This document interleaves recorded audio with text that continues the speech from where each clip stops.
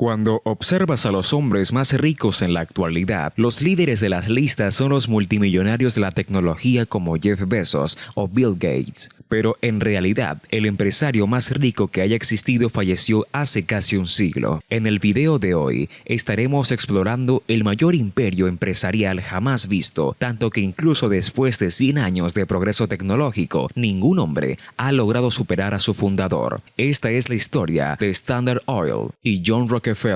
Los orígenes del mayor monopolio petrolero de la historia en realidad es bastante humilde. Todo empieza en 1839 con el nacimiento de John Rockefeller en el norte del estado de Nueva York. Era el hijo mayor de un comerciante ambulante, quien se identificaba a sí mismo como un médico botánico, pero en realidad vendía el equivalente del siglo XIX de medicina homeopática. Pasaba semanas fuera de casa y de hecho tendría varios hijos con otra mujer, a quien decidió llevar de vuelta a casa con su esposa para que todos pudieran vivir juntos. En este hogar muy confuso, John crecería aprendiendo cómo persuadir a la gente para obtener el mejor trato posible y cómo sacar al máximo provecho de cada centavo que recibía. Su familia rara vez permanecía en un lugar por mucho tiempo, y John viviría este estilo de vida nómada desde que tenía 3 años. Para ayudar a su madre, John ganaría dinero criando pavos o haciendo trabajos para los vecinos. Su inteligencia se puso en buen uso cuando la familia se mudó a Cleveland, Ohio, en 1854, donde tuvo la oportunidad de asistir a una escuela adecuada. Pero menos de un año después, John abandonó la escuela para trabajar como contador en una tienda de productos locales. Todo esto a cambio de ganar 50 céntimos al día, lo cual obviamente no era mucho en ese momento. Así que ayudaría a otras empresas en el lado. Pero después de 2 años trabajando allí, sus jefes se negaron a darle un aumento significativo, así que decidió superarlos iniciando su propia intermediación de productos. Gracias a su reputación, obtuvo un préstamo de 4.000 euros, una suma enorme en ese momento. John comenzó a comerciar con heno, grano y varios tipos de carne, y en su primer año registró ventas de $500,000, de los cuales solo obtuvo una pequeña fracción como comisión. Pero aún así, fue un gran éxito. Todos los bancos de Cleveland le suplicaban a John que les prestara dinero y él apenas tenía 18 años. Pero luego, en 1859, ocurrió algo que cambiaría su vida para siempre. A solo 160 kilómetros al este de Cleveland, se descubrió el primer pozo de petróleo estadounidense. Esto marcó el comienzo de la fiebre del petróleo en Pensilvania, y en un año se producirían 4.500 barriles de petróleo.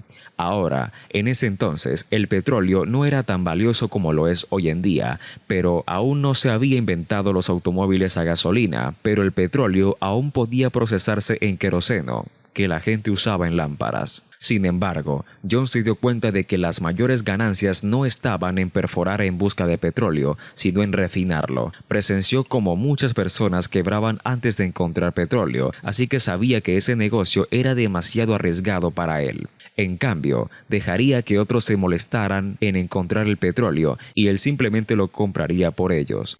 John tuvo que esperar hasta 1863 para que el gobierno construyera una línea de ferrocarril conectando los campos petroleros de Pensilvania con Cleveland, pero cuando se construyó esa línea, John estaba listo para ello con una larga lista de socios y bancos listos para respaldarlo. También reunió un equipo de químicos e ingenieros experimentados, quienes no solo optimizaron el proceso de refinación, sino que también descubrieron varios usos para los subproductos de la refinación del petróleo. Las primeras refinerías en Cleveland solo podían operar alrededor del 60% de eficiencia, pero John no solo aumentó ese porcentaje, sino que también comenzó a vender todos los subproductos, como la cera de parafina, el alquitrán y el nafta. En 2 años, la refinería de Rockefeller valía más de 70.000 euros y era una de las más grandes de Cleveland, pero John no había terminado ahí. En 1865 habían 26 refinerías competidoras, pero en 5 años John había adquirido casi la totalidad de las empresas competidoras a excepción de 4.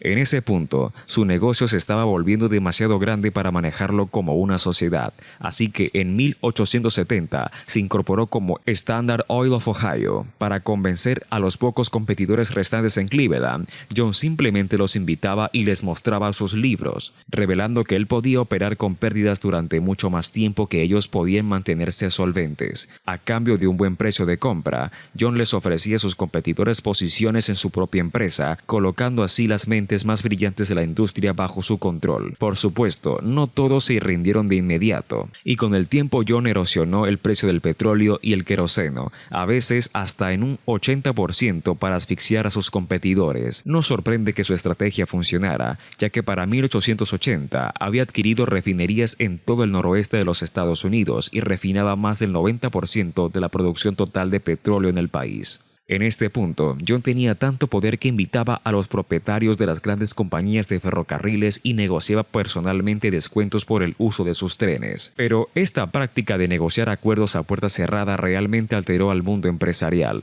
En ese momento, y hasta cierto punto hoy en día, la mayoría de los bienes industriales se transportaba por ferrocarril, y muchos grandes industrialistas se preocuparon de que el abuso de los descuentos en el transporte por parte de John pudiera resultar una monopolización similar en sus industrias. Durante la próxima década, empresarios, políticos y los medios de comunicación atacarían a Standard Oil con una ferocidad creciente. Los legisladores en Ohio comenzaron a redactar regulaciones antimonopolistas para derribar a Rockefeller, pero él siempre estaba un paso adelante.